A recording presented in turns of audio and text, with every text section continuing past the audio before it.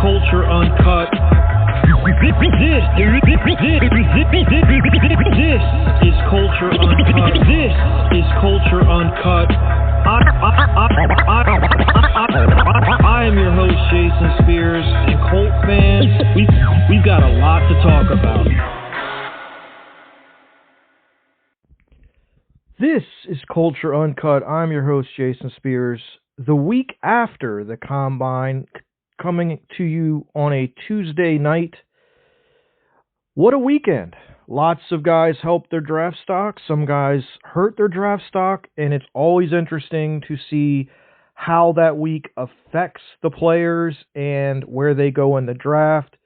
For me, I'm a tape guy over, the athleticism. I think the athleticism and what they can do adds to that, but you put them together and you make your decisions based on that. And hopefully the Colts get their board lined up and can make some really good picks this year that can help change their team and make them a contender. That's what we all want. We all want to see them win. And it starts with building the infrastructure through the draft. And, obviously free agency this year is going to play a huge role, I think, in what happens and what decisions that we make going forward. So it'll be interesting to see how those things play out going forward. So tonight, I have a couple of Bob Irsay stories because I feel like I've lacked on that and, probably should have told more. So I've got a couple that tonight, not very long. In typical Bob Irsay fashion, he was hammered in both of these stories. And also, I am going to answer a 9-pack of questions that you guys sent me on X. So let's jump right into it. So the first story that I'm going to get into was in 1978. The Colts were 5-6. They were coming home to play a Cleveland Browns team that wasn't very good. And the Colts really needed to win the game to stay in playoff contention. Again, Ted Marchibroda, big part of this story, was the head coach at the time. And the reason the Colts were struggling in the 78 season after making the playoffs from 75 to 77 was because their MVP quarterback, Burt Jones, had gotten hurt and was not playing. So they had a huge game against Cleveland, and they got absolutely destroyed. I think the final score was 45-24. Calvin Hill had 3 touchdown receptions in his career. He had 3 touchdown receptions on 3 catches in this game alone. The defense was terrible. And after the game, Bob Irsay was trashed, and he fired every coach, every assistant coach that Ted Marchibroda had employed. All of them were fired. And when the media told him about this, Ted Marchibroda, after the game, he had no idea that had happened. He hadn't talked to Bob Irsay. So essentially, Bob Irsay fired Ted Marchibroda's entire staff, offensive, defensive, and special teams, which obviously back in those days wasn't as big. But even with the Colts, it was a smaller staff. They weren't even a staff that had as many coaches as most teams did. But that, irregardless of that, he fired all of them. So basically, Ted Marchibroda was left with him, me, myself, and I. Like, who was that? Not Tribe Called Quest, but who's the rap group that was in? Oh, it's gonna drive me crazy. Anyway, De La Soul. There it is.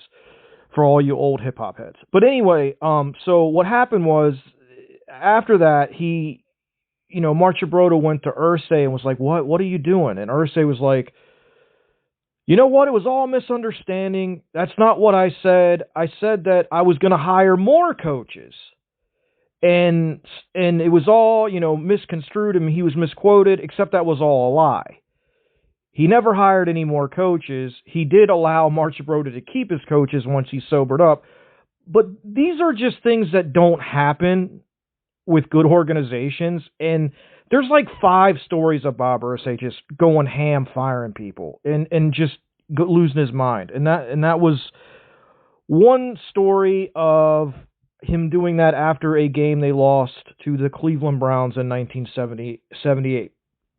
The next story is about a kicker named Tony Linhart, who in his day was actually a Pro Bowl kicker a couple years and very talented and a good kicker for a long time in the NFL. But unfortunately, as we saw with Adam Vinatieri, and I'm not saying Tony Linhart was as good as Adam Vinatieri, but the end was similar. He just fell off a cliff. In 78, he really struggled all year. He wasn't very good. They brought him back in 79. He started the first 2 weeks off missing 2 field goals, I think in each game, or 1 in each game. And they started 0-2. In week 3, I think this was against Cleveland again, the Colts jumped out to a 10-0 lead and proceeded. He missed a 32-yarder. Cleveland came back, tied it at 10. Then he had an 18-yarder, and he missed that. And then when it was 13-10 Cleveland, he missed a 28-yarder. So he missed 3 easy makeable field goals. I mean, 18, I think, is at that time was the shortest field goal you could kick. So like 32, 18, and 28-yarder. So they lose the game. He misses the 3 kicks. He's distraught after the game. Bob Irsay goes into the locker room and does something completely out of character, which didn't make any sense to anyone apparently except Bob Irsay, because usually he would just, fire the kicker and talk trash about him in front of the entire team. But on this day, Bob was really happy for some reason. So Bob comes in the locker room, goes up to Tony Linhart after he has this horrible game and they lose the game because he can't make any kicks. And he says, you know what? I'm going to give you a $10,000 raise for your effort.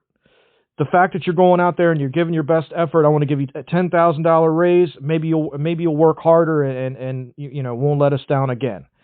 And he wanted to let him know that he was sticking with him, so he gave him, that was on September 16th, 1979. He gave Tony Linhart, after that game, a $10,000 raise. On September 20th, Tony Linhart was cut. Bob Irsay, ladies and gentlemen. Bob Irsay. So, those are my 2 Bob Irsay stories. I have plenty more to go, and we got a long off season, and I hope you guys enjoyed. Those are kind of short. Not as good as the other ones, but still gives you an idea of what you're dealing with this guy. He was all over the place.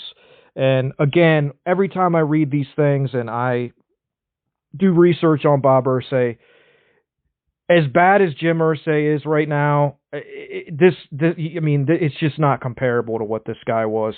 Because he took over the Colts after they went to the Super Bowl, I think in 71 and won it. I think he got the team in 72 and immediately ran it into the ground until 75 when Marchibroda came along and got them to the playoffs. Unfortunately, they didn't win any games in those 3 playoff seasons when I think they won the division 75, 76, 77, but they didn't win any playoff games, so that sucked. But just goes to show you that, Bob Irsay and alcohol did not mix. Bob Irsay, alcohol, and football did not mix. So with that, I'm going to jump into our 9 questions, and we got some good ones. As per usual, you guys don't let me down. So the first one was, give me a few realistic names you can see the Colts targeting in free agency, and that is from Brett. I wrote this down. Give me a second. Okay, here we go. So I would say DJ Reed, Paulson Adebu, Chardavius Ward would be the guy that I would want. Carlton Davis and Byron Murphy from the Vikings, I think are, 5 guys that I don't know how. I don't know what the prices are. I don't know how realistic these are, but they're certainly guys that I would look at that I think would fit. Then linebacker. The guy that I want is Dre Greenlaw from the 49ers. I think he would be a perfect fit in our defense. And then a couple lesser names that might not cost as much would be Sherwood from the Jets, who had a really high PFF rank in coverage, and Terrell Dodson from the Dolphins, who again was solid for them and is a free agent, and I don't think would break the bank. Then you look at free safety. Javon Holland obviously is the big name on the on the totem pole. It's going to cost a ton of money. I think the Colts will look at a guy like Cam Bynum from the Vikings as somebody as an option that could play that single high. I think they could look into trading for Jesse Bates because Lou loves Jesse Bates. He's not a free agent, but I think they could certainly look into that, and maybe they have, because they are Jesse Bates is a guy that Lou loves, and Jesse Bates loves Lou. And so that could be an option that they'll look at. And then the last guy's a guy I like that's underrated, and that's Trevon Moehrig. I think he's very, very talented, and I think he would fit the defense well as somebody that I think they could look at as a ball-hawking, rangy safety to play that single high. So those are some the three positions I think the Colts need to focus on. Those are like some names for free agency. Some other guys, just because they're former Bengals, although I don't like these players specifically. There's Gaither, linebacker for them. Pratt's on the trading block. I think they're going to release him. They did release Sheldon Rankins. I think B.J. Hill is a free agent. So those are some guys, the D linemen I think they would look at, like Rankins and Hill. Hill I like the most out of any of those players. And then, the two linebackers, Gaither and Pratt, I'm not huge fans of, but, maybe Lou would want some guys that could help the other players learn the defense. I don't know. But those are my options on defense. Was this just a defense-only question? Oh, and then on offense, I think, maybe a veteran O-lineman, if Fries doesn't re-sign, maybe a veteran guard. I don't have any names. I did think Zach Martin, but he retired, so that's off the table. Maybe a swing tackle, although we have Freeland. I'm not completely sold on Freeland. And and Zach Ertz is a guy I think maybe would be a nice signing to go, a vet tight end to go into our room if we draft a young player to go with, Woods and Ogletree, and then, the young guy that we draft. I don't think Mallory's ever going to develop here. The Colts have played him sparingly. He didn't dress for a lot of games. I don't know I don't know what they see in him or why they drafted him. He hasn't really gotten an opportunity. I don't know if he's any good or not, but I don't see them going with another slew of young players without a veteran that's proven that can play. So I hope that answered your question. I tried to do the best I could. 2, what should the Colts do to free up cap space? That's also from Brett. Well, they should restructure some deals. Buckner maybe, Taylor maybe. I mean, Raekwon Davis has got to be cut. Braden Smith, it sounds like he wants to play, and the Colts, just based on what it sounded like, it doesn't sound like Ballard's in a hurry to release him, but I could see them restructuring him. He definitely is a restructure guy because he's been hurt so much. So honestly, I'd love to keep Braden on the team if we could restructure the deal. But he could be a cut candidate. Samson Ebukam, or however you say his last name, I would release him because he's on his last year, and Achilles injuries for defensive players over 30 are killers. It usually takes 2 years. I would definitely probably cut him. So I'm trying to think who else. I'm sure I'm missing somebody that I would release, but I can't think of who. So those are the guys that I can think of right now off the top of my head. I think a lot of things can be done. The caps, there's more cap this year. Restructuring, you can certainly make some cuts. I don't know why Raekwon Davis has not been cut. The guy's making $9 million, and he's one of the worst defensive linemen in the league. I think he was like 107 out of 110 or something. He was horrible last year. So he's got to be gone. I don't think Chris Ballard's going to release any of these guys. He sounded like he was excited to get Samson back. I think he wants Braden back, based on the way it sounded. My number one focus would be on Fries, getting him back, because that guy, if you don't have him, you're going to have a whole lot of problems, because then you've got probably going to have a new right tackle, a new right guard, a new center. Your entire right side from the center over will be young players. So, I mean, I don't know, man. They need to definitely figure that out, though. And there's, like I said, there's a lot of ways to do things. The Colts really haven't been great. I mean, because all these other teams, like the Saints and all these other teams, Rams, are always in cap help, but they always find a way to get it done and figure it out. The Colts don't even spend all their cap. So we'll see what they do this year. The more I listen to Ballard, like I went back and listened to his combine interviews with JMV, and he had one with the local media with Holder and all those guys.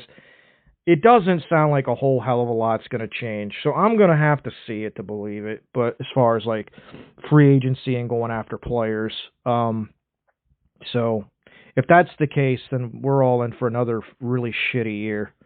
Let's see. And that was from Brett as well. Top 3 tight ends I would draft. Thoughts on Jihad Campbell being our first pick. That's from Eastside Vet. If you are a vet, thank you for your service, sir. The top 3 for me, 1 and 2 are simple. It's Tyler Warren and Colson Loveland. I don't think there's as big a difference between those two players as a lot of people do. I like both of them. I would be happy if the Colts got either one of them, so they're easily my top 2.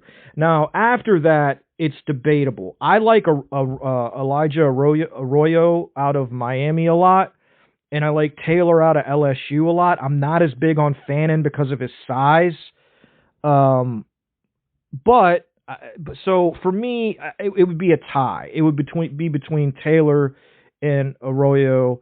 I like a guy that's later in the draft that I think is going to be solid is the kid out of Iowa, Lachey, I think, Luke Lachey, or I might be saying his name wrong. I think he's going to be a solid all-around tight end. I wouldn't mind if the Colts double-dipped and picked him up later in the draft, depending.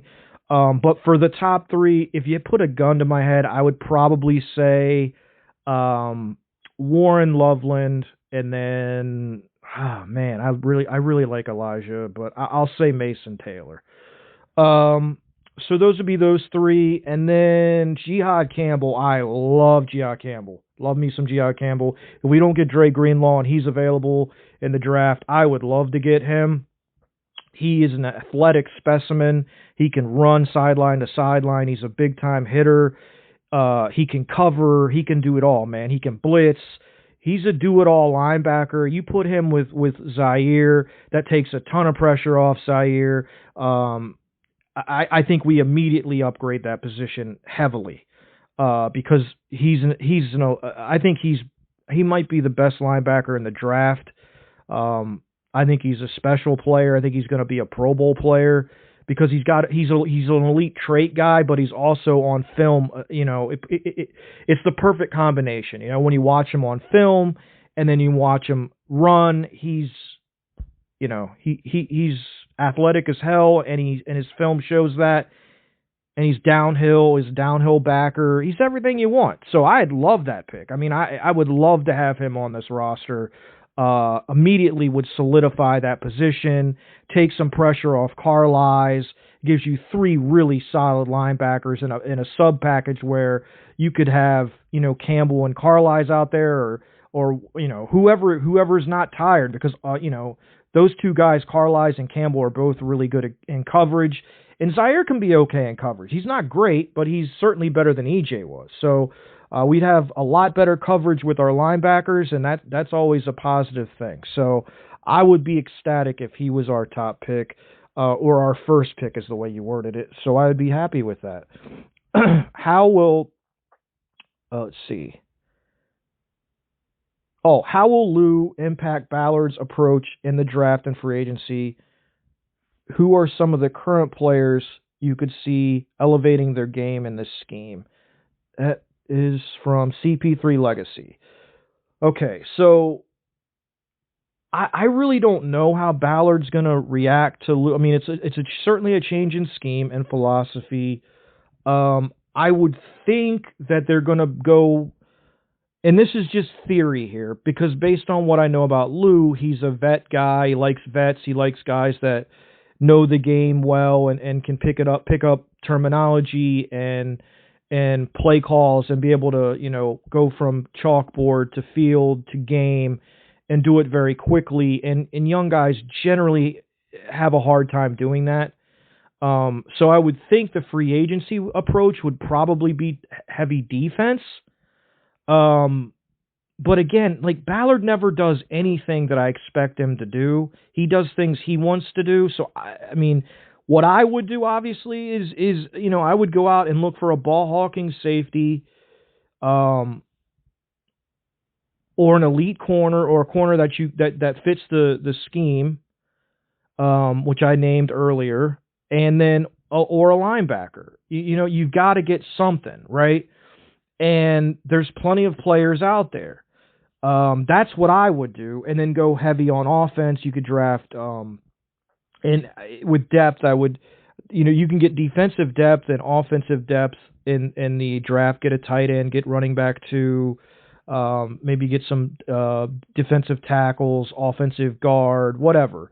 But go heavy defense and free agency, and maybe like a swing tackle that won't cost too much, and an older tight end, like I said, like Zach Ertz, or somebody of that same ilk that can come in and help the young players develop. Because, Mo was a vet, but he hadn't really done a lot in the league. You want a guy that's kind of been in the league for a while and then proven himself. I'm not sure how many of those guys are out there, but Ertz, and hell, maybe I haven't looked at Ertz recently. Maybe the Commanders re-signed him. I don't know, but that's somebody that I would look at that would be good for the Colts to pick up, because he knows the game. He can help the young players. It's always good to have not only a coach in the room, but a veteran player that can be a conduit between the coaching staff and the young players, and especially when you get a first rounder in there. Because Ertz has been there, you know what I mean? He's been to Super Bowls. He's, been to all he's seen it all. So it'd be a good pickup. That's just a guy I thought of off the top of my head. So, what current Colts do I think would excel in this defense? I mean, Juju is not a great man guy, but I think a guy with his physical capabilities, arm length, and he's got an enormous wingspan. I think he would be great in press coverage.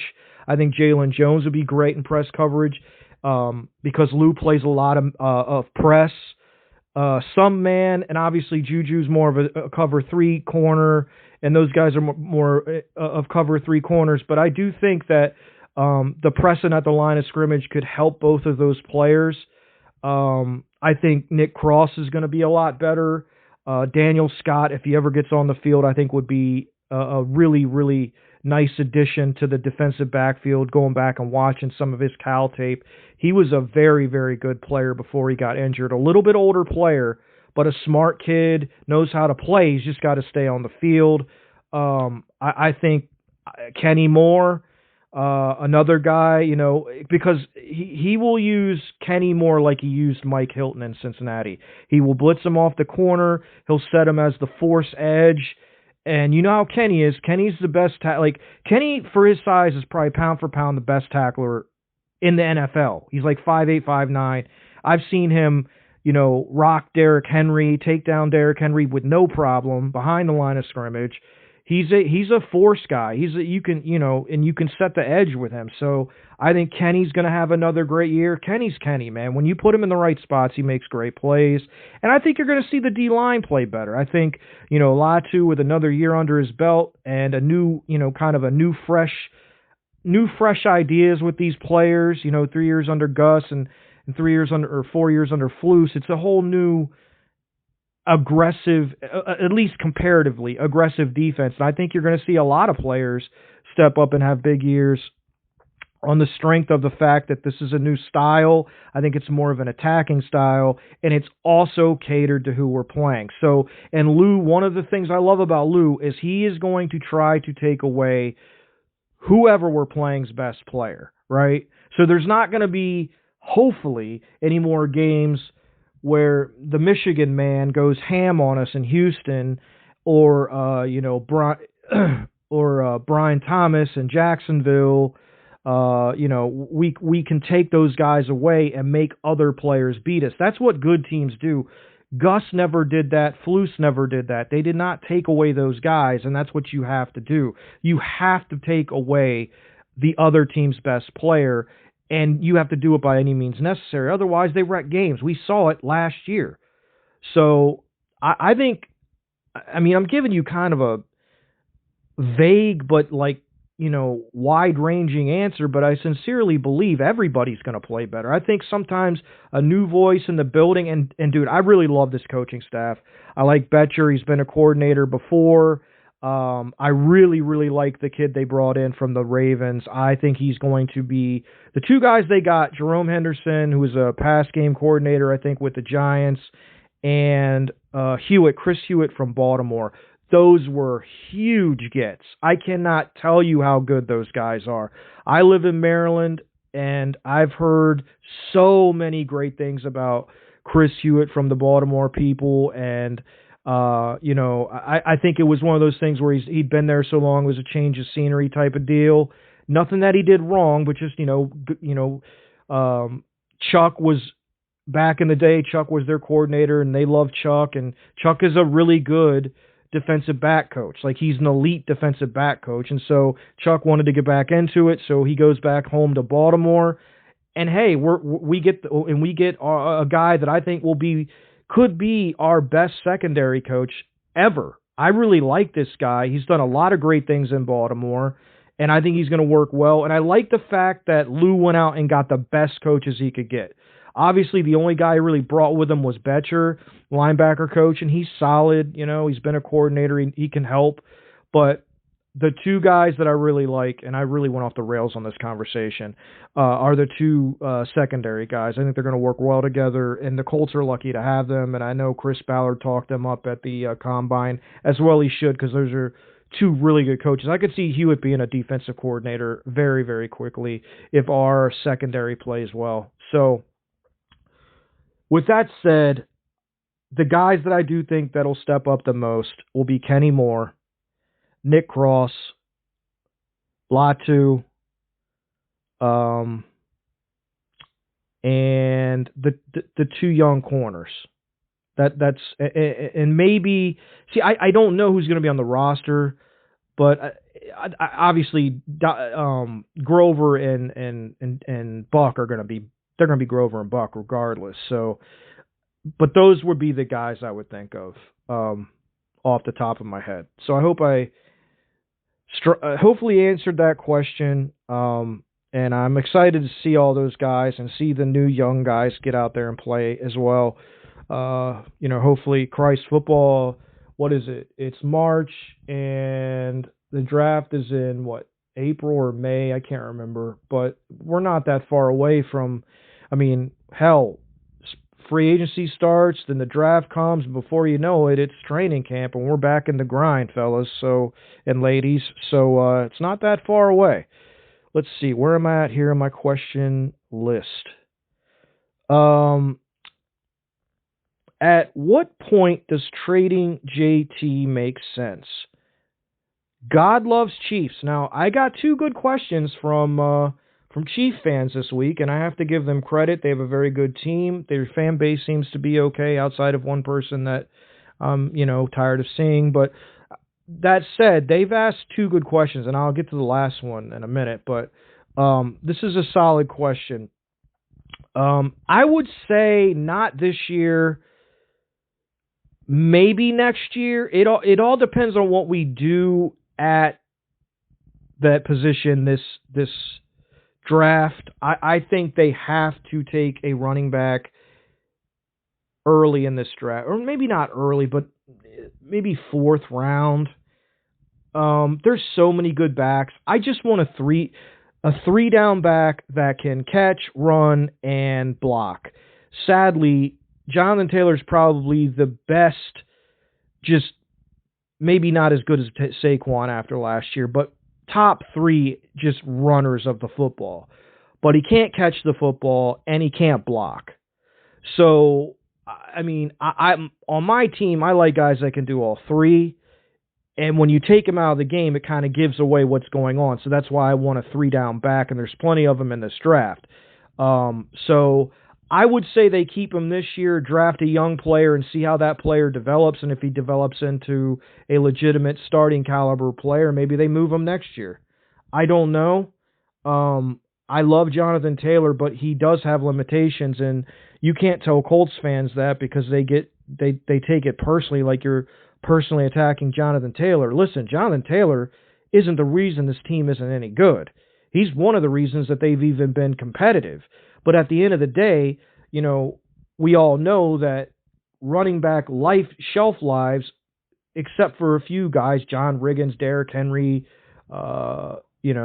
Frank Gore, they go off the deep end pretty quick once you hit 30. Now, he's not near 30 yet, but the end comes fast for a lot of these guys, and especially guys that are built on speed, and he is built on speed. So it's a very good question. I don't have a great answer because I didn't really go into the contract stuff before I jumped on, but I do think it's a viable question, and I do think if they go, let's say somehow they end up with a Marion Hampton or somebody like that, and they just can't pass him up, I could totally see them using those two backs this year and then trading Taylor for whatever, and Hampton being the guy they roll with going forward. I wouldn't be against it.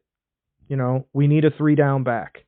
But more importantly, we need a quarterback. So, you could have the greatest running back in the game, but if you don't have anybody that can throw the ball, it doesn't really matter. So, but that is my answer. I think it could be on the table in a year or two.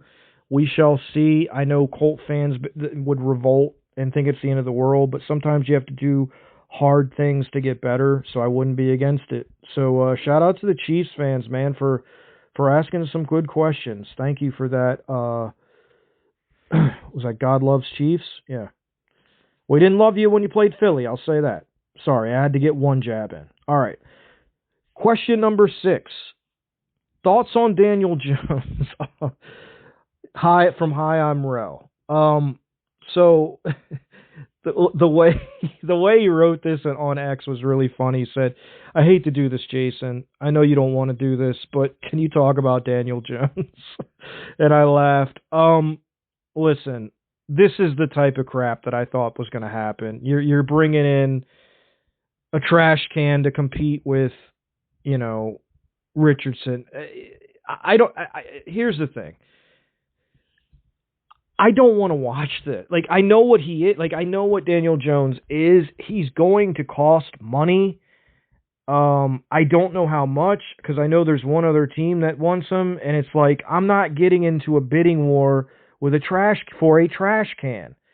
And my biggest fear with this move is if because Anthony's going to beat out Daniel Jones, right? That's not, let's be real with ourselves. My biggest fear with this move, though, is if he does get hurt, I don't think Daniel Jones can win us any games. And I guess that's a good thing, because then you're going to be picking high again. But if say Richardson's playing well, and he's made the leap, and then he gets hurt and has to miss some games, and Daniel Jones comes in and just shits the bed, and we lose a bunch of games, like, I don't know, man. I've gone on... I'm going on record as saying, like, I would look at guys like Mariota, veteran players that can help him grow.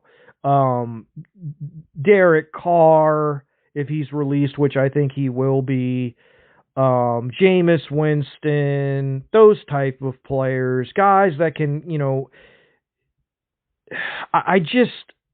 do we really want to see the white version of Anthony Richardson? Because that's essentially what he is. He runs a lot. He's not very accurate. It reeks of a Ballard move. I would not do it. I would go veteran, and because I don't really buy this as a competition. You don't draft a guy 4. And say it's I think they're bringing him someone in to make him work harder and push him maybe, but not to actually win the job. If the Colts are smart, they want a guy that can come in if he gets hurt and keep them competitive if they're trying to save their jobs.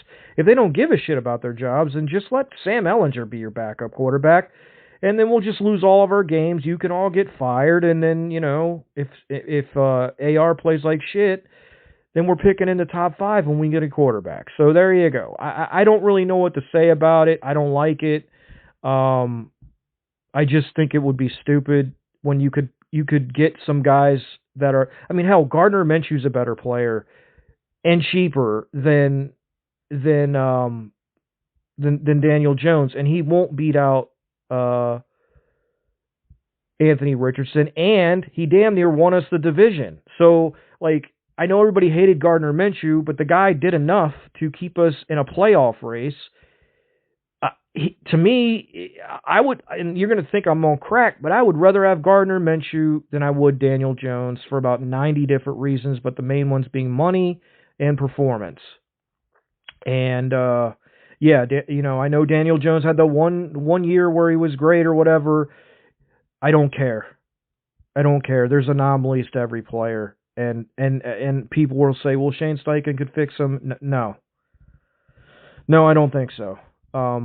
Or Richardson would be further along. So I would go with a veteran. That's what I would do. Again, I do think they're going to bring in a guy like Daniel Jones. And then my head will explode. So that is from Hi, I'm Dell. Thank you for making me talk about that, my brother. Always love talking Daniel Jones. In fact, I don't think I've ever uttered the name Daniel Jones until this show. So thank you for making me say his name, sir. Just kidding. What happened to Braden Smith? That's from Daniel McCormick. So here's the thing with Braden. I'm not 100% sure what's going on with him. Here's what I was told. Okay, he's dealing with something that isn't physical. I was told a little bit more specifics, but again, it's his story to tell. I've had people ask me that many times, and again, I'm not in the breaking news business or the, insider crap thing anymore. I've been done with that for years. All I'll say is it's not a physical injury that he's dealing with. He wants to play football again. I think he wants to play for the Colts. I think Chris Ballard probably wants him to restructure. I think that's going to be what's going to go down there. I think he's going to ask him to restructure, and if Braden says no, they might release him. I don't know, but he wants to play. He is doing well, and that's all I can really say about it. So I hope that answered your question. At the end of the day, you just want these guys to be mentally healthy and physically healthy, and apparently he's doing well, and that's all you can really ask, and hopefully he can get back out on the field and play some all-pro level right tackle for the Colts, albeit with a restructured deal. So thank you, Daniel, for the question. Am I the only one that thinks Tyler Warren might be overrated? That's from Matt. No, you are absolutely not the only one. I've seen a lot of discourse on X about it. I don't know about overrated. I think he's going to be good. I think people are sleeping on Colson Loveland. I think they're closer to being like 1A and 1B than they are number 1 and number 2. I like Loveland a lot, but I like Warren a lot. I would be happy with either one of those guys. I think it's more of a case of Loveland being underrated. I think he's supremely underrated. And I think Warren, like, if you think you're getting Brock Bowers or somebody like that, that you're not getting that. You're going to get a guy that will catch the ball over the middle. I mean, you'll get a good tight end. He's going to be a good tight end, a good NFL tight end. How good, that's up to him. But do I think, like, Kellen Winslow or Gronk or, Tony Gonzalez is walking in here? No. But I do think you're getting a really solid player. And I feel the same way about Loveland from Michigan. So I like both of those guys. I don't think there's as much of a difference between them as most people do. And, I think I think they're both going to be good NFL players, and I would be happy with either one of them on the Colts because they certainly need guys that can open up the seam of the field and in the middle of the field and do things that we haven't had for Christ since Ebron was here. So yeah, I don't think he's overrated so much as Loveland's underrated, but maybe he's a little overrated. I don't know because again, it's a position where you can overrate guys. You can easily, you look back at Pitts that he was easily overrated. So I can't remember where he was picked, but I think he was overrated. So it's very easily to overrate these guys. So that's a fair question. I think he's good, maybe a little overrated. I tend to look at it like I think Loveland's more underrated. So hope that answered your question. See, that was from Matt. And the last question was from Chiefs Kingdom, and it was basically, from my point of view, how would I turn the Colts into contenders? So my philosophy would be you have to have the right quarterback. So they're going to use this year to find the right quarterback. So I'm looking at this year as kind of a whatever. It's going to tell us what we need to know. But if I'm in charge and things don't go well, I get the best candidates for the GM job, and I interview them thoroughly. Then I do the same, and then I get their list of coaches that they want to interview. Once I hire one of them, always hire the GM first, then get his list of coaches that he wants to work with and his staff hopes for his staff or whatever. And then get the coach, and then bring in the coaches that the guy, the GM likes, and then do the same style interview with him and get an idea of what coaches he wants to bring in and what style he wants to bring in, and interview those coaches and do it that way. And you just, and then you have to marry these two together. It has to be a good personality fit, good schematic fit. There's got to be a lot of things that goes into that. It doesn't happen overnight. So it's me answering the question on flying by my pants because I don't really know. I don't have any names in mind or anything like that. But just an overall, functional organization doing things in the correct manner. You hire the GM, allow the GM to hire the coach, allow the coach to hire his coordinators, allow the coordinators to hire their position coaches, and work in tandem with the head coach with that. And then you come up with your plan and how you're going to attack, being a good football team. Well, what do you need? You need first of all, you need a quarterback that can lead you, right? So that's going to you're going to have to find that in the draft or free agency. And that is number one. That has to, the quarterback, the head coach, the OC are all linked together. Quarterback coach, all those guys have to be able to work together in tandem to create an environment and a winning environment, and everything rolls off of that. Then you build your offensive line to protect that investment, like in Kansas City with Mahomes, they protect him, and that's what the Colts have to do with whoever their quarterback is take care of their quarterback.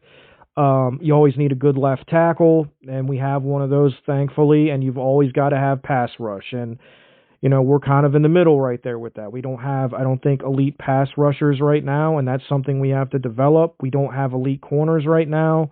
You need elite corners, elite edge on defense, and you have to be able to play fast, play smart, force turnovers.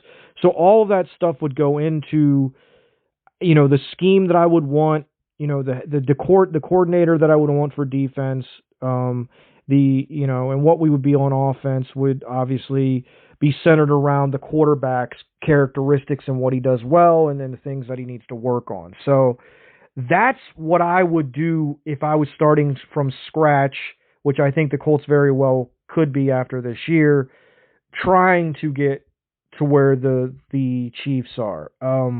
That will not happen overnight. I don't see a Patrick Mahomes coming down the pike for us. But, just getting back to winning this crappy division is what I want to try to do, and get in the dance. Because once you get in the dance, you never know what can happen. And look at Cincinnati a few years ago. They went in to Kansas City and they won and they went to the Super Bowl. So, I mean, like, things can be done, but you have to make the right decisions. You have to have the bold decision makers, people that are willing to be flexible, that aren't bullheaded, that are all about the team and all about winning. And I just don't think right now we have those type of guys in our building. We have very stubborn GM that doesn't really think outside the box, and he's done relatively the same type of thing for 9 years. So I didn't give the greatest answer because I it's a lot goes into that whole, like, how would you build your team into a dynasty? I mean, that shit, that I could do an hour-long show on that. But I gave you the bare bones of it. So I really appreciate the Chiefs fans, man. They asked me 2 good questions. I tried to answer them the best I can and could. Very, very happy to do these Q&As and tell these Bob Irsay stories. Okay, guys. So with that, I'm going to go ahead and wrap it up. I am going to start doing some draft stuff, breaking down players. I'll ask you guys who you want me to break down, and I'll break them down maybe later in this week or next week. And I know, like, Luke at some point is coming on for the Culture, so I don't know when that'll be. That could be after the draft, or it could be after free agency. I haven't gotten that straight, but that will happen, and so you can look forward to that. Thank you guys so much for your support. Thanks for listening. Excited about free agency starting next week, and I'm excited about the draft coming up.